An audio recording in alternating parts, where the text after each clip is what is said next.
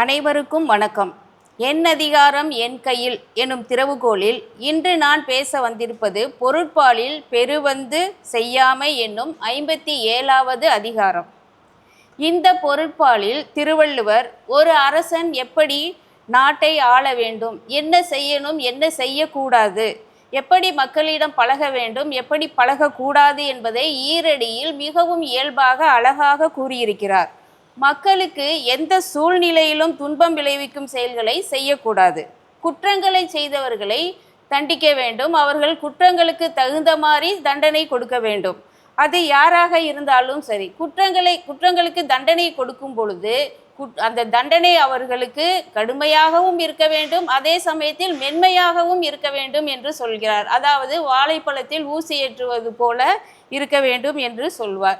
இது அரசனுக்கு மட்டுமல்ல, குடும்பத்தில் இருக்கும் பெற்றோர்கள் அனைவருக்கும் பொருந்தும். தம் பிள்ளைகளை கண்டிக்கும் பொழுது பாசத்தோடும் நீ தப்பு பண்ணிட்டேன்னு சொல்லியே காட்டாம அழகா அன்பா அவங்களுக்கு சொல்லி புரிய வச்சு அவங்கள தப்பு செய்யாத அளவுக்கு காப்பாற்ற வேண்டும்.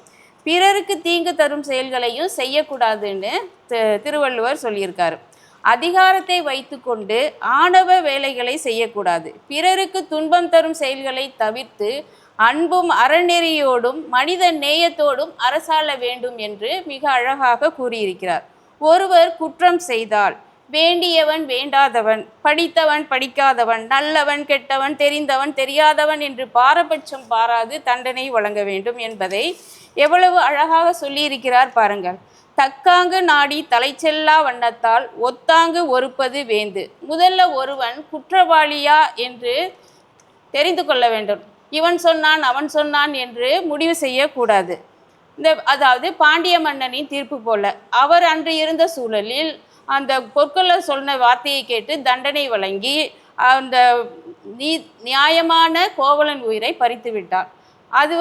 அதனால அவனுக்கு முடி போய் மணிமுகுடம் போய் அவரோட இவ்வளோ நாள் சேர்த்து வச்ச பேரு புகழ் எல்லாம் போய் அரசு போய் நாட்டு மக்கள் போய் நாடே போய் மிகவும் மோசமான துன்பத்திற்கு ஆளானான். அதனால் ஒருவன் என்ன குற்றம் செய்தான் என்று முதலில் ஆராய்ந்து பார்க்க வேண்டும்.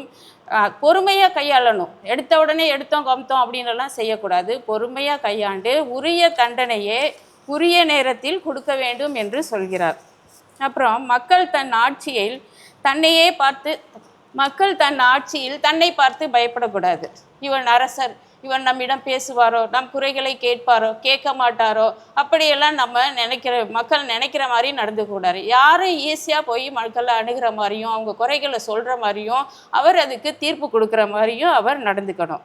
பேசுறதுக்கெல்லாம் நல்ல அனுமதி வழங்கணும். செருவந்து செய்து ஒழுகும் செங்கோலன் ஆயின் ஒருவந்தம் உள்ளை கெடும் என்று அழகாக சொல்லியிருக்கிறார். குடிமக்கள் அஞ்சும்படி நடந்தால் விரைவில் அழிந்தும் போவான் என்று சொல்கிறார். அதாவது அந்த காலத்தில் இப்போ எல்லாருமே போய் ஈஸியாக ராஜா கிட்ட பேசிட முடியாது. என்னதான் அவர் ரொம்ப இதுவாக இருந்தாலும் யார் வேணால் என்னை சந்திக்கலாம்னு சொன்னாலும் நமக்கு ஒரு பயம் இருக்கும் இல்லையா? அப்படி இருக்கும்போது அந்த காலத்தில் அரசர்கள்லாம் என்ன பண்ணாங்க, ராத்திரி நேரத்தில் ராத்திரி ரவுண்டப், அதாவது மாறுவேஷம் போட்டுக்கிட்டு மக்களை சந்திப்பாங்க. தன்னை பற்றி என்ன சொல்கிறாங்க, உயர்வாக சொல்கிறாங்களா, குறைகளை சொல்கிறாங்களா அப்படின்னு கேட்டு அதை நிவர்த்தி பண்ணுவாங்க. ஆனால் இந்த காலத்தில் என்னன்னா ராஜாக்கள் கிடையாது, இப்போ மக்களாட்சி. இப்போ என்ன பண்ணுறோம், சோஷியல் மீடியா வந்திருக்கு. அப்போ ஃபேஸ்புக்கு, வாட்ஸ்அப்பு, ட்விட்டர் இதில் எல்லாம் மக்கள் தன்னோட கருத்துக்களை போட்டுருவாங்க. ஒவ்வொருத்தரும் ஒவ்வொரு கருத்துக்களை சொல்லுவாங்க. ஆனாலும் அதில் இருக்க நல்ல கருத்துக்களை எடுத்துட்டு அதை செயல்படுத்த வேண்டியது தான் இன்றைய ஆட்சியாளர்களுக்கு சிறந்த முறையில் ஆட்சி செய்வதின் அடையாளம். ஒரு நாட்டை பாதுகாப்பாக வைத்து கொள்ள வேண்டும். அது அரசனோட மிக முக்கிய கடமை. அந்த எல்லையில் இருக்கவங்க அடுத்த நாட்டுக்காரன் ஈஸியாக பிடிச்சிடுவான். கொஞ்சமாக முதல்ல டென்ட் போடுவான், அப்புறம் ரோடு போடுவான், அப்புறம் வீடு போடுவான். இது மாதிரி பண்ணி நம்ம ஏரியாவை கவர் பண்ணிடுவான். அந்த மாதிரியெல்லாம் பார்க்காம எல்லை பாதுகாப்பையும் பலப்படுத்தி வச்சுருக்கணும். செருவந்த பொழுதில் சிறை செய்யா வேந்தன் வெறுவந்து வெய்து கெடும்னு சொல்கிறாரு. தன்னையும் காத்து கொள்ள வேண்டும், தன் நாட்டையும் காத்து கொள்ள வேண்டும். அப்படி இல்லை என்றால் அழிந்து போவான் என்று திருவள்ளுவர் அழகாக சொல்லியிருக்கிறார். அரசன் என்றால் தன் உறவினர் தனக்கு பிடித்தவர் என்று பார்க்காமல் அறிவில்லாதவர்களை ஆலோசகராக வைத்து கொள்ளக்கூடாது. இவன் என்னோட மாமன், இவன் என்னோட மச்சான், இவன் என்னோட பெரியவன், இவன் என்னோட பெரியப்பா அப்படின்னெல்லாம் உறவு முறை கொண்டாடாமல் ஒரு நல்ல அறிவானவங்களை தனக்கு வச்சுக்கிட்டா இவனோட ஆட்சி நன்றாக நடக்கும். கல்லார் பிணிக்கும் கடுங்கோல் அதுவல்லது இல்லை நிலைக்கு பொறை. அதாவது கல்லாத அறிவில்லாதவர்களை பாதுகாப்பாக வைத்து கொண்டால் அதுபோல பூமிக்கு பாரமானது வேறு இல்லை என்று வள்ளுவர் சொல்லியிருக்கிறார். குற்றங்களை சொல்லும்பொழுது மன்னர் குற்றங்களை செய்யும்போது யாருமே பயப்படக்கூடாது.